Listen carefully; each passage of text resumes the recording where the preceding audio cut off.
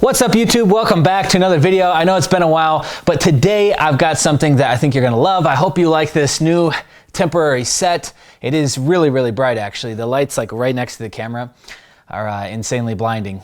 But I've got something that I think you're gonna love. What I wanna cover today is the 3 steps, yes, that's right, 3 steps to follow if you are working with a bankruptcy and rebuilding your credit. This actually doesn't need to be a bankruptcy. It could be a bunch of collections, but collections I think are really easy to get taken care of because you can come to terms and do a payoff with them. You can get a lawyer involved, or you can go after the credit bureaus themselves. Those are all options that you have. I think a bankruptcy is much worse because it usually stays on for 10 years and it just takes its sweet old time. Now, it is possible to rebuild while you got the bankruptcy on, and you won't get a lot of cards. Like, you won't get your Amex, you won't get your Chase, but you can get a lot of other cards, and you can build your credit up to over a 650, over a 720 if you wanted to. It is entirely possible. So let's talk about that.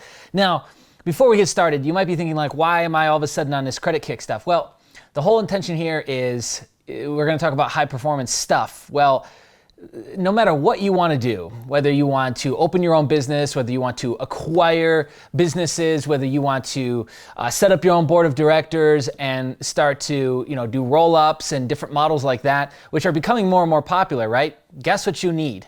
Before you can go to the bank, before you can do an SBA, before you can do an FHA, you need credit. And it's got to be decent.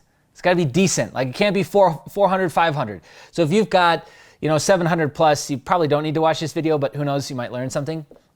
And the thing that really frustrates me about this space, and I'm getting more and more irritated with every interaction with every company that we work with, or I suggest people to go work with, is that a lot of them suck. There's just like this basic problem of communication, expectations, and then delivery of service is all huge struggles that apparently everybody in this space deals with. It's one of the most annoying things, okay? I think it's exciting, first off. I think credit building and growing like this is really, really exciting stuff. And there's definitely a high to it and an excitement factor to it, just like many other things. And I think it's incredibly important. I think that with the questionable 2020 that we've got, I used to cover this extensively. We still cover it over at Empire Research, but there is a questionable 2020 right now. Still over a 30% chance of a recession hitting around August. That's the data. That's supposed experts. I do think that we will see some softening up. 11-year bull market. I'll show that on the screen as well. It actually is 10.7 years right now. But good things can't, unfortunately, last forever. And there will be some softening, pullback, recession, whatever you want to call it, however deep it goes. And you want to be in a position that sets yourself up properly. Now, all too often what I see is, you get a bankruptcy or you get some things happen on your credit score. It's so easy to just say, screw it, fuck it, and just throw in a towel and not do anything with it. I think that's a bad approach. I think it's a bad approach because you're avoiding the whole traumatic situation of like going bankrupt and having to go to court and feeling like a failure. And society does a great job of making us feel like losers, because I had a bankruptcy too. Society, mine is 10 years old, by the way. Society makes us feel like losers real easily in that scenario. It's funny how that works. But that's not necessarily true. It's not true at all. You just have to move past that. Moving past it isn't by just like, oh yeah, well, that's bad, because it fits the narrative that now you hate credit, or you don't want to think about it, or you don't want to put in the time and effort, so now all of a sudden credit's bad. I have to level with you here before you even get started is the credit game is a full part-time job. I was going to say full-time job. It's not, but it is a part-time job. Definitely, it is a 5 to 20 hours per week, depending on where you are at in a cycle, what you're working towards. Like, it can become pretty heavy, and depending on how quick you get through things and how good you are with tech and emailing and scanning and maybe faxing, depending on who you're dealing with. But it might take you that long. Okay, so anyways, let's get into these 3 things. Okay, I'll show them hopefully somewhere on the screen here for you. But the first thing you want to do is, if you're in the 400s and 500s, chances are you will not get approved for a good card for this first step. The first step is to get a secured credit card. Okay, so I don't know what it is, but for some reason, YouTube seems to track some interesting characters, and a lot of really bad information is circulated around. One of the bad bits or pieces of information is that secured credit cards are somehow bad. Just because you had something work and maybe your route was My Jeweler Club and New Coast Direct and you got a bunch of stuff like that and that worked for you, great. That isn't actually a big enough sample size to say like, yes, this is the process. Actually, if we're being fair for what I'm about to share with you, this is not a definitive process, but it has worked. And I've seen it work over and over and over again. So secured credit cards versus trade lines through My Jeweler Club, like who cares? Get a little bit of both, and that's what we're gonna talk about. First thing, secured credit card. Chances are you will not get approved for a Discover IT. You will not get approved for a Bank of America or the other options that exist out there if you're that low.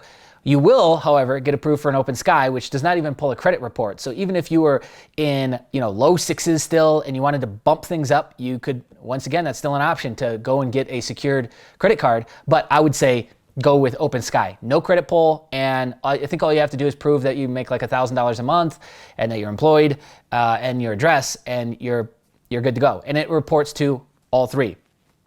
Okay, so you've got that and you start paying on it, and you got to get 3-4 months of payment history before anything can even happen, before anything really changes, okay? And then from there, we get into My Jeweler Club, New Coast Direct. My Jeweler Club reports on all three, okay? Information will be in the description below. It reports to all three still. There's been a lot of changes and a lot of shakeup over the last year in this space. New Coast Direct used to report to all three, now just Trans and Equifax. And it does, yes, it does pull a hard inquiry on your trans, okay? I just had somebody do it yesterday. It pulls a hard inquiry on your TransUnion. So does Major Finance, which is My Jeweler Club. They both pull hard inquiries. Major Finance on Experian and New Coast Direct on Trans, okay? And New Coast Direct only reports to Trans and Equifax now. It used to be all three. Chances are that might change again in the future. So if you want to get started, when would now be a good time? So now we get those. We get another 3-4 months under our belt. We are in the territory to now go get a Discover IT secured, which I think is a great card anyways, because after it matures, you do get that money back, I believe after 9 months. All the details will be in the description box or here. And it's a great card because it can then get rolled into working and doing business with Discover, which I think should be the intention. Like the My Jeweler Club, they sell junk. New Coast Direct, they sell junk, let's just be honest. A lot of it's overpriced, and you're just buying the stuff to open the account to rebuild your credit. They're credit building accounts. They're not like supposed to be maxed out. They're not supposed to be really used. When I did the My Jeweler Club, I used it one time, and that's all I've ever done. And I'll probably have to go back to it here because I'm coming up on 6 months. I say every 6 months you should, touch the card and use the card, then pay it off again. So I got to buy some more overpriced junk. And then same thing with the New Coast Direct, okay? But then those two prosper up and you don't really care, but it's nice because you've got, over a $10,000 total credit limit now. And now you can go to Discover, Bank of America, Chase, etc. Well, not Chase, but Capital One, and get a secured card. What would come next after secured cards is you would move into Capital One. Capital One will be a hard hit on all three bureaus, and it will stick for 2 years. There's no way to get it removed, and you don't try to get it removed on open accounts anyways. But you have two cards to go with, okay? You have the points rewards card, which is, I believe, 1.5% back, the Quicksilver card, and then you have I believe the premium card or platinum card, which is the grayed out card again, both boom and boom. And both are decent. And with anything over 620, 630, you should get approved, okay? Living proof of that, when I was in the 620s to 630s, I got approved for both back to back, okay? So, and that's, with BK, with collections on the account, you should be just fine with that, all right? At some point, you will have to do cleanup there, but at least for now, that'll stick. And then where you would transition from there is because then after that, 3 months, after 5, you can get an increase on the credit lines, is you would be looking to do authorized users and push up over 700, which is, again, possible. There's still a lot of stuff you can't touch. Even though you're over 700 and you still got collections or bankruptcy on your account, there is still a lot of other options that you can go with, and you can start to use that to build business credit. Now, business credit is a whole different topic. I talked about a few times. We've got the Bulletproof Portfolio program. You can enroll in that. I believe it's just 97 or 67 bucks. That'll be underneath the video as well, but it covers everything A to Z for business, for personal credit rebuilding, and for personal scaling. So if you've already got a 720 to 740, what do you do? If you got, in that zone and you've got a bunch of inquiries to remove, your payment history is perfect, what are your options? Well, there's a lot of different options, okay? So anyways, that covers all that. But those are your steps. And the only other thing that you could add in there if you wanted to, because those are all revolving lines, right? You could add in an installment, which it's self-lender. Okay, so selflender.com. I'll have the link underneath this video. Chances are it'll be an affiliate link. Appreciate your support. And that is considered an installment loan or an installment line. And I believe you can start off with as little as $25 a month, $9 activation fee, no hard hit, no credit pull, and it reports pretty quick. That thing showed up within the first 2 weeks, I believe, of me getting approved. Yeah, because it was the 2 weeks of me getting approved, it started showing up on the reports, showing up on Experian. It actually showed up on Experian first, and then Trans and Equifax. Okay, so that's good because it starts to show variety, which accounts for a lot less. Variety on the credit profile accounts for about 10% or less of the overall FICO score, but it's still a good thing to get that going. You could actually do that in the very beginning, do self with the Open Sky card and get both of those started up and building. I mean, one's 25 bucks a month, and depending on what you put on the Open Sky, you're just paying on that every single month, okay? So a lot of this stuff isn't that much money. The whole stack that we're talking about is probably less than $2,000, and that's really based on how much you want to put on the secured cards. I was assuming 500 on each secured card, but if you did 250, which I believe is the minimum, then I think you're less than 1,500 to do My Jeweler Club, New Coast Direct, all of them. So it's not that much. And what are we talking about here? We're talking about in 6 months, we can pump the limit up on both the Capital Ones after 5 months actually. And we should be well over 650 at this point. And 650 is a fair score, okay? Or I believe it's good. 650 is the bottom of good. 640 is fair. So 640, 650 in that fair to bottom of good territory, you have a lot more options. And I'll tell you what, you have a lot more options versus not doing anything, not fixing it, and just letting it sit there.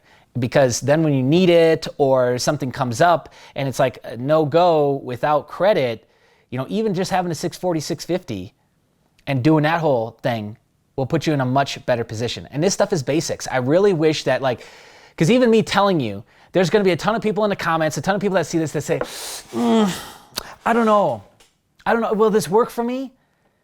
And this is part of the problem with free information, is that there's free information that you get and you don't take it serious. But if I were to charge you a shitload of money, you'd take it serious. It's just how it goes. It's just how people are. So what I would suggest is that if you've been thinking on the fence to do this, get off your ass and go do it right now. Believe what I'm telling you. Believe that this is how it is for now. Things change all the time in the credit game, okay? And that might change in the future. But yeah, like right now at the minute of this video, at the day of this video, everything I just told you is 100% true and still working.